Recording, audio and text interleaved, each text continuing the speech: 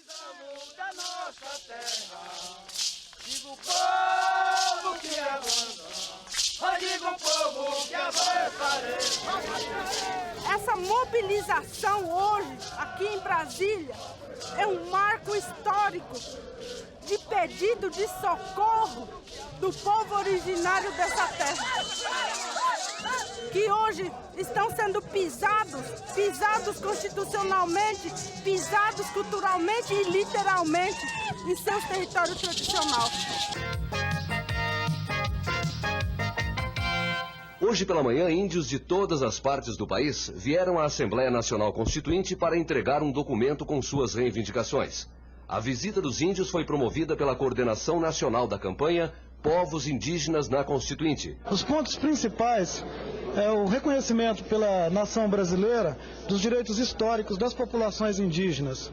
Como consequência desses reconhecimentos, a demarcação dos territórios indígenas, a garantia do usufruto desses recursos naturais dos territórios para o povo indígena e o acatamento pelo Estado brasileiro dos projetos de futuro das populações indígenas. A Constituinte, ela foi resultado de uma mobilização da sociedade brasileira toda, profunda.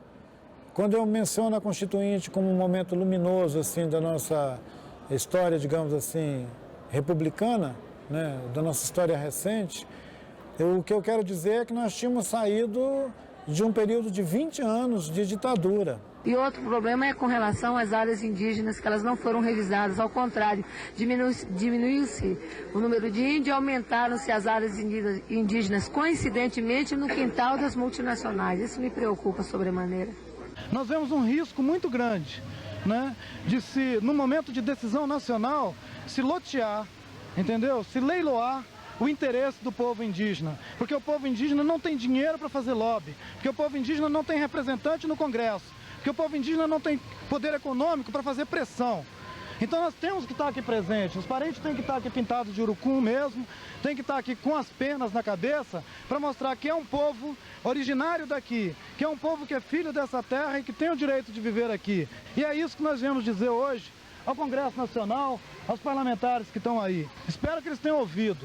Nós fizemos o protocolo dessa emenda, entregamos 45 mil assinaturas aqui. O Congresso vai ter que votar essa emenda, vai ter que debater essa emenda, que chama para os pontos fundamentais, que é a demarcação dos territórios indígenas, o reconhecimento da tradição, da cultura e dos direitos históricos do povo indígena, assegurando o usufruto dos recursos naturais existentes nessas terras como condição para a economia interna das comunidades indígenas, para o projeto de futuro dos povos indígenas. E os índios querem que o plenário da Constituinte altere 2 artigos. Um deles porque tira os direitos dos índios em elevado estágio de aculturação, sem especificar o que seja este estágio. O outro artigo considera os índios incapazes.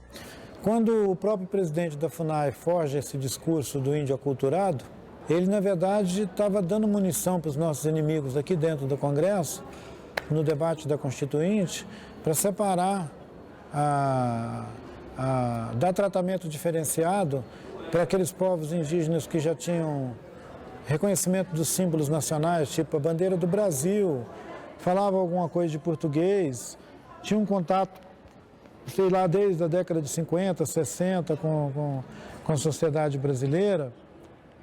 A ideia deles é que essa parte da nossa população não teria direito sequer à demarcação dos seus territórios, porque eles não eram mais índios, né?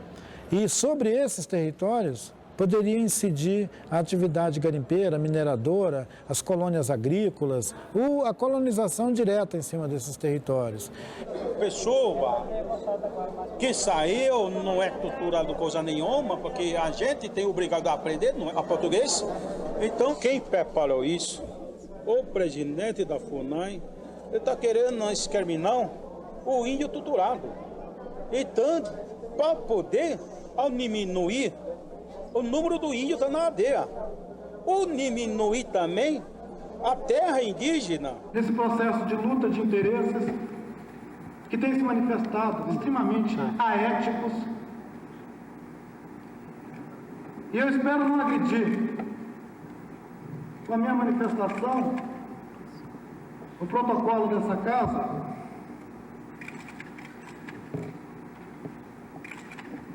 Mas eu acredito que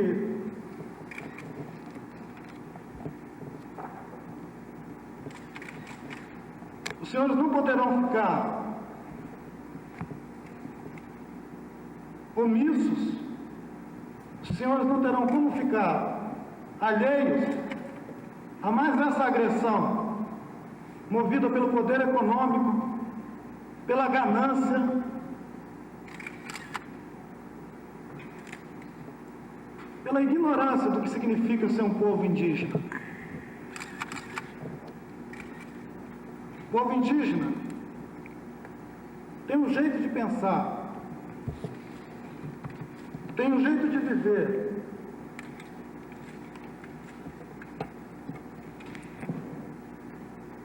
tem condições fundamentais para a sua existência e para a manifestação da sua tradição, da sua vida, da sua cultura, que não colocam em risco e nunca colocaram a existência sequer dos animais que vivem ao redor das áreas indígenas, quanto mais de outros seres humanos. Eu creio que nenhum dos senhores poderia nunca apontar atos, atitude da gente indígena do Brasil que colocou em risco, seja a vida, seja o patrimônio de qualquer pessoa, de qualquer grupo humano nesse país. E hoje nós somos o alvo de uma agressão que pretende atingir, na essência, a nossa fé, a nossa confiança de que ainda existe dignidade, de que ainda é possível construir uma sociedade que sabe respeitar os mais fracos, que sabe respeitar aqueles que não têm o dinheiro para manter uma campanha incessante de difamação, que saiba respeitar um povo que sempre viveu a revelia de todas as riquezas, um povo que habita casas cobertas de palha, que dorme em esteiras no chão, não deve ser identificado de jeito nenhum como um povo que é o inimigo dos interesses do Brasil, inimigo como os interesses da nação e que coloca em risco qualquer desenvolvimento. O povo indígena tem regado com sangue cada hectare dos 8 milhões de quilômetros quadrados do Brasil. Os senhores são testemunhas disso. Eu agradeço a presidência dessa casa, agradeço aos senhores e espero não ter agredido com as minhas palavras o sentimento dos senhores que se encontram nessa casa.